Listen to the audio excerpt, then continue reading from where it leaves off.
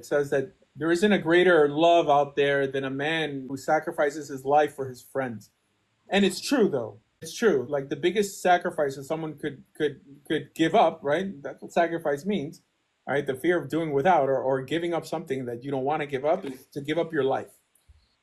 However, in the Bible, and I would include the Christian Bible, who's the individual who embodied that statement more than anybody? And Samson is one of the candidates, by the way, because Samson actually gave up his life for the Jewish people. Remember, he collapsed the temple of Dagon. I remember the Philistine god, whatever. He collapsed it on himself, knowing that I'm gonna take all y'all with me. All right. However, Moses, the reason Samson doesn't really take the cake is because he was gonna die anyways. Right. I mean, like he was missing eyeballs. His hair was all cut like crazy, whatever. I mean, he had like a mullet. So he's like, I mean, I want to die. But Moses, when he said that if you're going to unalive them, you're going to unalive me too, right? Or you should unalive me too, said this when he was in the highest authority in the land. He had the most to lose. You see, this doesn't really apply so much to Jesus because the idea of sacrificing means doing without.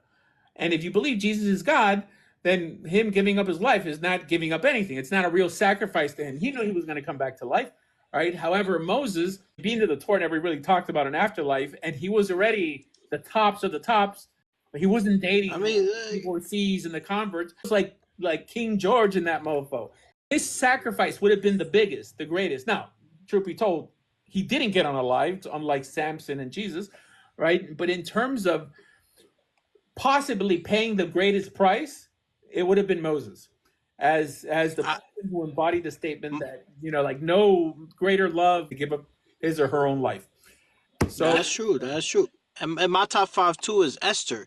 Esther will be in my top 5 too, because remember Esther that's true. Convinced the king to save the Jewish people, to give them grace and mercy and stuff like that. She could have so been Esther, yeah, she could have. Look at that. Right. I mean, she walked in there con una diabla tigre.